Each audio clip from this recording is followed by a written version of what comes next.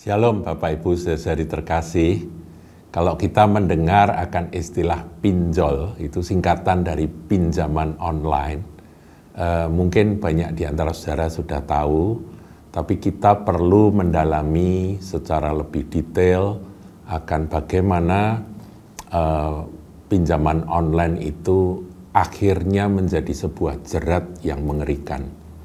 Nanti sebentar kita akan mendengarkan akan seorang teman kita, Bapak Ferry, yang akan menceritakan dia sendiri tidak terjerat pinjol, tapi dia karena menolong seorang teman yang terjerat pinjol, jadi dia jadi ya tanda kutip jadi pakar untuk mengetahui dan membongkar akan bagaimana trik-trik dan kejamnya akan pinjaman online tersebut yang akhirnya menjerat dan mencelakakan. Saya akan bacakan satu ayat saja, saudaraku, mendahului akan apa yang disampaikan oleh Pak Ferry.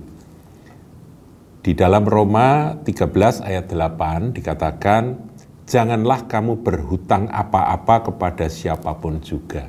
Ini firman Tuhan, saudaraku. Jadi sebisa mungkin tuh kita ini jangan utang. Sebab utang itu merupakan jerat. Tetapi hendaklah kamu saling mengasihi, sebab barang siapa mengasihi sesamanya manusia, ia sudah memenuhi hukum Taurat. Jadi kalimat pertama itu adalah jangan sampai kita ini berhutang. Jadi utang itu kelihatannya enak di depan, tetapi susah di belakang. Itulah hutang, saudaraku. Jadi jangan kita berutang apapun juga kepada siapapun. Apalagi ya yang akan nanti kita ikuti penjelasannya, yaitu pinjaman online. Gampang didapat, tapi menjerat dan mencekik, dan sudah ada yang bunuh diri hanya karena pinjol. Tuhan berkati. Shalom Bapak Ibu, saudara-saudara yang terkasih di dalam Tuhan Yesus Kristus. Pada kesempatan hari ini, saya ingin berbagi, saya ingin sharing mengenai sebuah kasus yang dialami oleh teman saya, beberapa teman saya. Jadi tidak hanya satu orang, tetapi beberapa teman saya. Mereka mengalami kasus yang sungguh menyulitkan dari hidup mereka. Mereka menjadi depresi, mereka menjadi salah arah, menjauh dari Tuhan. Bahkan ada yang sampai ke orang-orang pintar, ke dukun, di mana dalam Alkitab dikatakan itu adalah tindakan yang kekejian bagi Tuhan. Apa sih kasus yang menimpa teman-teman saya itu? Mereka terlilit akibat pinjol alias pinjaman online. Apa sih pinjaman online itu? Saya ingin memberi penjelasan kepada Anda semua apa yang dimaksud dengan pinjaman online atau singkatannya yaitu pinjol. Pinjol singkatan dari pinjaman online adalah aplikasi untuk mendapatkan dana secara cepat tanpa jaminan. Saya garis bawahi tanpa jaminan. Ini tentu saja merupakan suatu angin segar bagi kita semua yang saat ini mengalami kesusahan dalam hal likuiditas uang, ya, akibat pandemi Covid, akibat resesi global, akibat harga-harga kebutuhan pokok yang terus meningkat, maka kita mengalami apa yang dinamakan kekurangan uang, atau dalam bahasa ekonominya kita kekurangan likuiditas uang. Tidak seimbangnya antara pemasukan, gaji, pendapatan usaha, dengan pengeluaran kita yang sehari-harinya saja, berakibat adanya tingkat stres, bingung, panik, mesti harus bagaimana lagi. Itulah yang dialami oleh teman-teman saya sampai mereka terlilit dalam pinjol yang boleh dikatakan sampai habis-habisan seluruh harta dan pekerjaannya. Saat orang stres, saat orang panik, demikian juga saat teman saya panik, walaupun teman saya itu seorang sarjana S1, tetap tidak bisa berpikir dengan akal sehat. Mereka nggak bisa ngerti bagaimana harus berbuat apa, karena mereka sudah kepepet. Akibatnya mereka cari jalan yang mudah, yaitu pinjol. Pinjol bisa menjadi solusi instan bagi mereka yang kepepet, mereka yang berkebutuhan dana secara cepat untuk mengatasi permasalahan secara instan. Tetapi di sini bahayanya, pinjol adalah perangkap untuk menuju lingkaran setan yang tidak pernah selesai. Mengapa saya katakan pinjol adalah perangkap yang jahat, yang luar biasa? Mari saya ajak kita lihat mekanisme pengajuan pinjol dan juga skema perhitungan bunganya. Dengan demikian mari kita bedah satu persatu walaupun tidak secara detail, tapi saya akan tunjukkan betapa ini skema yang sungguh bisa menjerat bagi kita semua, terutama kalangan menengah ke bawah yang kepepet membutuhkan dana. Kita lihat bahwa mekanisme pengajuan pinjol yaitu awalnya mengizinkan link pinjol mengakses foto dan kontak dalam HP. Jadi ada suatu pertanyaan dari link tersebut, apakah Anda mengizinkan untuk mengakses foto dan kontak dalam HP? Jika diizinkan, maka lanjut ke step berikutnya. Mengisi nama, mengisi nick, nomor rekening sesuai KTP, dan 3 orang untuk kontak personnya. Mengisi alamat tempat bekerja, lalu diikuti dengan foto diri dan mengikuti arahan dari pinjol. Jadi dari tampak depan, tampak samping, mungkin mata berkedip, mata merem, lalu buka mulut, itu hal-hal yang mereka akan suruh untuk kita lakukan supaya untuk verifikasi. Jika sudah semua, maka ada yang namanya verifikasi atau waktu tunggu untuk cek apakah di-approve atau tidak. Jika Anda di-approve, maka dana akan segera cair dalam waktu kira-kira 2-3 menit saja. Ini hal yang luar biasa, karena bank atau BPR itu butuh waktu 1 hari untuk pencairan. Tetapi di sini, di pinjol ini, hanya butuh waktu 2-3 menit saja.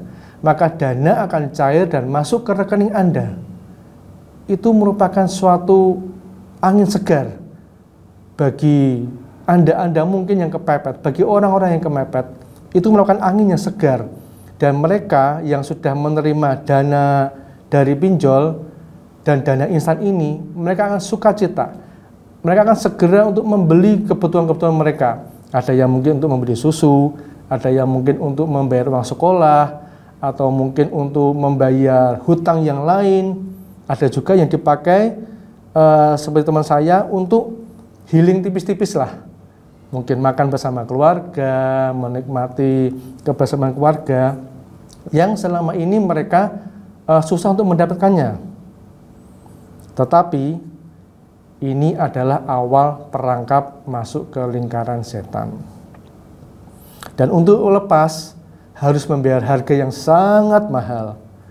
Mengapa saya berkata demikian? Saya akan jelaskan ya lebih lanjut mengenai skema perhitungan bunganya. Skema perhitungan bunganya dan bagaimana pinjamannya. Oke, kita lihat di skema tersebut. Saya ambil nama saja aplikasi Dana 1 ya. Di dalam pinjol namanya banyak sekali. Salah satunya mungkin dana cepat lah, dana instan lah. Ini saya ambil nama aplikasi Dana 1. Begitu Anda mengklik aplikasi Dana 1, maka akan muncul sub-aplikasi yang tiap-tiap sub-aplikasi itu berisikan dana yang bisa dicairkan. Saya beri contoh, sub-aplikasi 1A 1 juta, sub-aplikasi 1B 2 juta, dan sub-aplikasi 1C adalah 1 juta rupiah. Saat Anda kebutuhan dana, taruh kata Anda butuh dana 4 juta, Anda mengklik 3 sub-aplikasi tersebut. Yang Anda terima bukan utuh 4 juta. Dari 1 juta yang pertama, Anda hanya bisa menerima 650.000 saja. Dari sub-aplikasi 1B yang 2 juta, Anda hanya menerima 1,4 juta saja. Dari sub-aplikasi 1C yang 1 juta, Anda hanya menerima 650.000 saja. Jadi dari hutang 4 juta, Anda hanya menerima sejumlah 2,7 juta saja. Dan jatuh temponya adalah awalnya 1 bulan. Bahkan ada yang hanya 2 minggu, ada yang 7 hari, itu tergantung dari aplikasi apa yang Anda klik. Dari skema di atas, kita bisa lihat ya, beban bunga yang dikenakan itu rata-rata 35% per bulan. Wow, ngeri ya, 35% per bulan. Bahkan jika jatuh tempo hanya 7 hari saja, itu rata-rata bunga bisa 140% per bulan.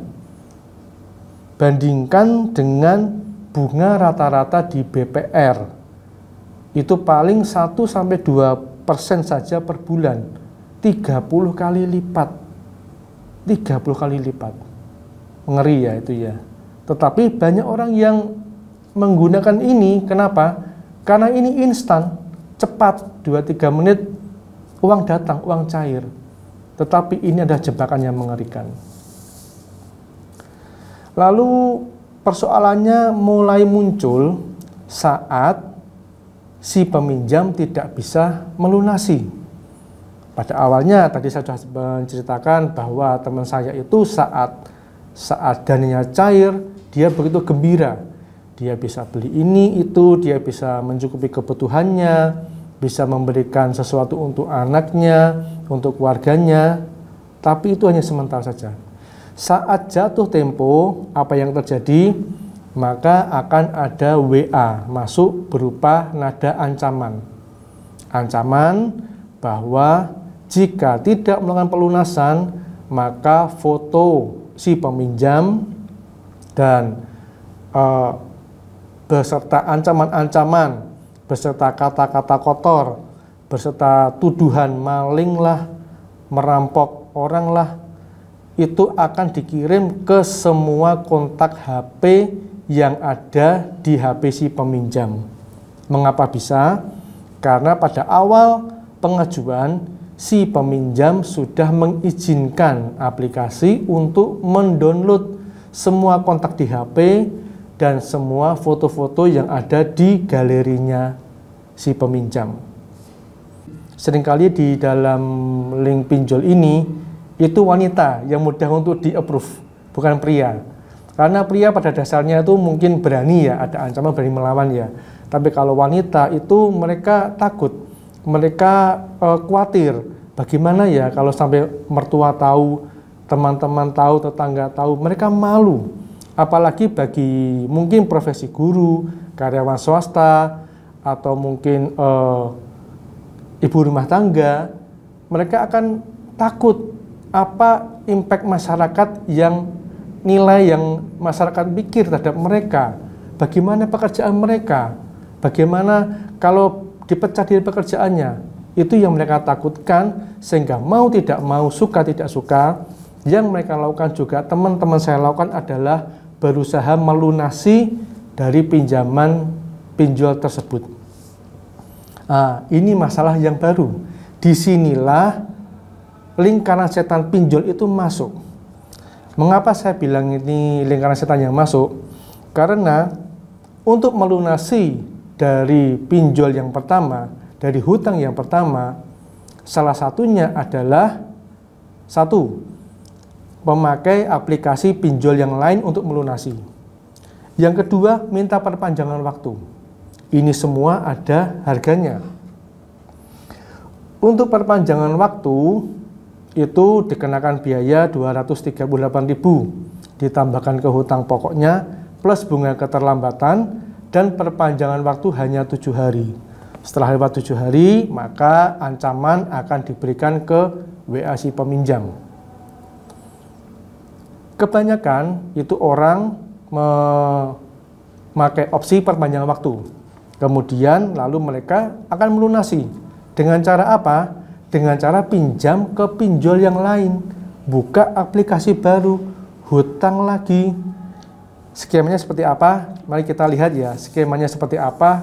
Kenapa bisa sampai mereka itu terbelis demikian rupa, dari hutang yang sedikit bisa jadi banyaknya banget ya. Kita lihat yuk skemanya. Kita lihat dari aplikasi dana pertama yang tadi dipinjam ya, 4 juta rupiah ya. Untuk bisa membayar sub aplikasi 1A 1 juta, semisal ini membuka aplikasi dana yang kedua, di mana di situ juga ada 2 sub aplikasi lagi, sub aplikasi 2A dan aplikasi 2B. Ya, untuk membayar 1 juta itu tidak akan pernah cukup hanya buka 1 aplikasi saja. Selalu dibutuhkan 2 aplikasi. Karena apa? Karena jika Anda mempunyai tunggakan di pinjol sebelumnya atau pinjol yang lain, Anda ingin melunasi, itu nanti berkurang.